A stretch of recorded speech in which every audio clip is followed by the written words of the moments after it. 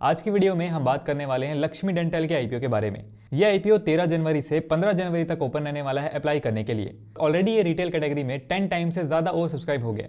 तो ऐसा क्या है इस कंपनी में, इस वीडियो में डिटेल में बात करेंगे। सबसे पहले हम इसके ग्रे मार्केट प्रीमियम की बात करेंगे, जिससे हमें थोड़ा बहुत इसके लिस्टिंग गेन का अंदाजा लग जाएगा। उसके बाद कंपनी के आईपीओ की डिटेल्स, कंपनी क्या बिजनेस करती है, इस इंडस्ट्री में क्या फ्यूचर है, कंपनी के की फाइनेंशियल्स एंड फंडामेंटल्स को डिटेल में डिस्कस करेंगे और मेरा क्या ओपिनियन रहने वाला है, अप्लाई करना चाहिए नहीं, लास्ट में इसकी बात करेंगे, इसलिए वीडियो को पूरा देखिएगा। नाउ सबसे पहले अगर हम इसे ग्रे मार्केट प्रीमियम की बात करें तो इसका करंट जीएमपी यहाँ पे 120 के अराउंड चल रहा है, यानी हमें इसमें करीब 28% का एस्टिमेटेड लिस्टिंग गेन देखने को मिल सकता है। हालांकि ये जो जीएमपी होता है सिर्फ एक अंदाजा होता है, कोई गारंटी नहीं होती है कि ऐसे लिस्ट होने वाला है। टाइम टू टाइम ये चेंज भी होता रहता है, इस चीज का भी आपको ध्यान रखना है। ना अगर हम इस कंपनी के बिजनेस के बारे में बात करें तो लक्ष्मी डेंटल ये कंपनी 2004 में स्टार्ट हुई थी, यानी काफी पुरानी कंपनी है और ये कंपनी डेंटल प्रोडक्ट्स बनाने का काम करती है। ये कंपनी कस्टम क्राउन्स और ब्रिजेस, यानी जो डेंटल ट्रीटमेंट के लिए स्पेशली डिजाइन किए जाते हैं, क्लियर अलाइनर्स, यानी जो टीथ को स्ट्रेट करने के लिए जो ट्रांसपेरेंट ब्रेसेस होते हैं, थर्मोफॉर्मिंग शीट्स, अलाइनर्स को बनाने के लिए एक स्पेशल मटेरियल होता है, और पीडियाट्रिक डेंटल प्रोडक्ट जैसी चीजें ये कंपनी बनाती है। लक्ष्मी डेंटल का फुल्ली इंटीग्रेटेड मॉडल है, यानी डिजाइन से लेकर मैन्युफैक्चरिंग और डिस्ट्रीब्यूशन तक सब कुछ ये खुद ही हैंडल करते हैं। एज ऑफ सितंबर 2024 कंपनी के 6 मैन्युफैक्चरिंग यूनिट्स हैं एंड 5 सपोर्टिंग फैसिलिटीज भी हैं। कंपनी का करीब 22,000 प्लस क्लिनिक्स और डेंटिस्ट के साथ टाई अप है। करीब 320 प्लस सिटीज में इनका नेटवर्क फैला हुआ है और ये 90 प्लस कंट्रीज में अपने प्रोडक्ट्स को एक्सपोर्ट भी करते हैं, यानी इंटरनेशनल मार्केट में भी इनकी स्ट्रॉन्ग प्रेजेंस नजर आ रही है, तो अच्छी बात है। एज ऑफ सितंबर 2024 कंपनी के करीब 2700 से ज्यादा इंप्लॉइज हैं। चलिए अब हम क्विकली इस आईपीओ की डिटेल्स की बात कर लेते हैं। इस आईपीओ का प्राइस बैंड यहाँ पे 407 से 428 रुपए पर शेयर का रखा गया है। टोटल इश्यू साइज यहाँ पे है 698 करोड़ रुपए का, जिसमें से फ्रेश इश्यू है 138 करोड़ और करीब 560 करोड़ रुपए का ऑफर फॉर सेल रखा गया। ऑफर फॉर सेल यहाँ पे ज्यादा रखा गया है, यानी कंपनी के प्रमोटर्स जो अपनी होल्डिंग सेल कर रहे हैं उनके पास ज्यादा पैसा जाने वाला है, कंपनी के पास डायरेक्टली यहाँ पे कम पैसा जाएगा। और प्रमोटर्स की जो होल्डिंग है वो पहले ही यहाँ पे 50% से कम है, आईपीओ के बाद वो और कम हो जाएगी, तो ये चीज यहाँ पे थोड़ी सी नेगेटिव लगी। फेस वैल्यू यहाँ पे रखी गई है 2 रुपीज पर शेयर। एक लॉट में यहाँ पे 33 शेयर्स रखे गए हैं, यानी आपको मिनिमम 14,124 रुपए पे करने पड़ेंगे इस आईपीओ में अप्लाई करने के लिए। इस आईपीओ की जो टाइमलाइन होने वाली है उसको आप यहाँ पे स्क्रीन पे देख सकते हैं।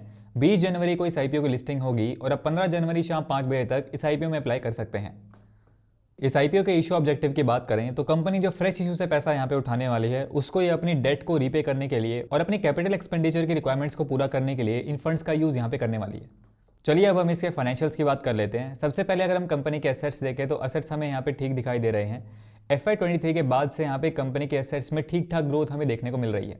रेवेन्यू की बात करें तो रेवेन्यू भी हमें यहाँ पे ठीक देखने को मिल रहा है।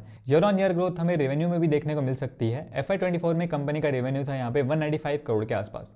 प्रॉफिट आफ्टर टैक्स की बात करें तो कंपनी यहाँ पे FY22 और FY23 में यहाँ पे लॉस में थी। हालांकि अपने लॉस को कम करते हुए FY24 में कंपनी यहाँ पे प्रॉफिटेबल हो जाती है करीब 25 करोड़ के आसपास। नेटवर्थ की बात करें तो ये भी ठीक नजर आ रही है। FY23 के बाद से अच्छी ग्रोथ यहाँ पे नेटवर्थ में देखने को मिल रही है। टोटल बोरोइंग की बात करें तो कंपनी के ऊपर यहाँ पे अच्छा खासा डेट भी है। करंटली कंपनी के ऊपर यहाँ पे करीब 41 करोड़ का डेट है। अगर हम इसके डेट टू इक्विटी रेशियो की बात करें तो वो यहाँ पे 0.94 का है। 0.5 से कम होता है तो अच्छा माना जाता है, ये उससे थोड़ा सा ज्यादा है। इसके फंडामेंटल्स की बात करें तो कंपनी की ROE, ROC एंड RONW यहाँ पे अच्छे दिखाई दे रहे हैं, 15% से काफी ऊपर हैं, तो ये अच्छी बात है। प्रॉफिट मार्जिन भी कंपनी का करंटली यहाँ पे 10% से ऊपर है। वहीं अगर हम इसके PE रेशियो यानी प्राइस टू अर्निंग रेशियो की बात करें तो वो यहाँ पे करीब 87 का है। हालांकि इसके PE रेशियो को इसके पीयर ग्रुप की कंपनी से कंपेयर करते हैं। वैसे तो इसके पीयर ग्रुप में कंपेयर करने के लिए ज़्यादा कंपनीज है नहीं, सिर्फ एक कंपनी है जिसका PE रेशियो इसके आसपास ही है। PE के स्टैंडर्ड के हिसाब से देखें तो इसकी वैल्यूएशन यहाँ पे थोड़ी हाई लग रही है, यानी इसके फाइनेंशियल्स को देखते हुए, इसके करंट प्रॉफिट को देखते हुए मुझे पर्सनली ऐसा लगता है कि इसकी और ज़्यादा बेटर वैल्यूएशन यहाँ पे की जा सकती थी। चलिए अब हम कंक्लूजन की बात करते हैं कि इस आईपीओ में अप्लाई करना चाहिए या नहीं। लेकिन उससे पहले आपसे रिक्वेस्ट करना चाहूंगा कि अगर आपने हमें अभी तक टेलीग्राम पे फॉलो नहीं किया तो फॉलो कर लीजिए। वहां पे आपको आईपीओ एंड फाइनेंस रिलेटेड इस तरह के अपडेट्स मिलते रहते हैं। लिंक आपको वीडियो डिस्क्रिप्शन में मिल जाएगा। मैं अपना ओपिनियन शेयर कर देता हूं, बट आपको कोई भी डिसीजन अपने अकॉर्डिंग अपना एनालिसिस करके लेना है। नाउ लिस्टिंग गेन के पॉइंट ऑफ व्यू से बात करते हैं। सबसे पहला हमारा पैरामीटर आता है इसका जीएमपी। तो पर्सनली जो मैं फॉलो करता हूं वो 20% होता है। एटलीस्ट 20% से ज्यादा जीएमपी तो यहाँ पे होना चाहिए। इसका करंटली 20% से ऊपर चल रहा है तो ठीक है। हालांकि जीएमपी के पूरे भरोसे हमें नहीं रहना चाहिए। सेकंड हमारा पॉइंट आता है इसकी एंकर लिस्ट। तो एंकर लिस्ट इसकी यहाँ पे ठीक आई है। FIIs, DIIs दोनों ही अच्छी कंपनीज के नाम इसकी एंकर लिस्ट में शामिल हैं। मतलब पर्सनली अगर मैं रेट करूं तो 10 में से 8 नंबर मैं इसकी एंकर लिस्ट को देना चाहूंगा। थर्ड हमारा पॉइंट आता है इसकी वैल्यूएशन। तो वैल्यूएशन की जैसे हमने बात की, इसके ओवरऑल फाइनेंसेस को देखते हुए पर्सनली मुझे ऐसा लगता है इसकी थोड़ी बेटर वैल्यूएशन यहाँ पे की जा सकती थी। और फोर्थ हमारा यहाँ पे पॉइंट आता है इस आईपीओ की डिमांड, और अच्छी खासी डिमांड हमें अभी तक इस आईपीओ में देखने को मिल रही है। तो ओवरऑल सारी चीज़ों को देखते हुए मुझे इस आईपीओ से लिस्टिंग गेन की थोड़ी बहुत उम्मीद लग रही है। तो पर्सनली मैं इस आईपीओ में यहाँ पे इंटरेस्टेड रहूँगा। बाकी आपको अपना डिसीजन अपने अकॉर्डिंग अपना एनालिसिस करके लेना है। अभी मार्केट भी लगातार यहाँ पे डाउन चल रहा है, उसका इंपैक्ट भी हम इन आईपीओज में देखने को मिल सकता है। तो आगे देखते हैं इसका जीएमपीएन सब्सक्रिप्शन वगैरह कैसा रहता है। उसको मैं यहाँ पे टाइम टू टाइम टेलीग्राम पे अपडेट करता रहता हूँ, वहाँ पे आप ज्वाइन कर सकते हैं। लिंक आपको वीडियो डिस्क्रिप्शन में मिल जाएगा। आपको इस आईपीओ के बारे में क्या लगता है, आप क्या करने वाले हैं, कमेंट सेक्शन में अपना ओपिनियन जरूर शेयर कीजिए। आज की वीडियो में इतना ही। वीडियो पसंद आए तो इसे लाइक कीजिए। मेरा नाम है सुनील, मिलते हैं नेक्स्ट वीडियो में। Thanks for watching.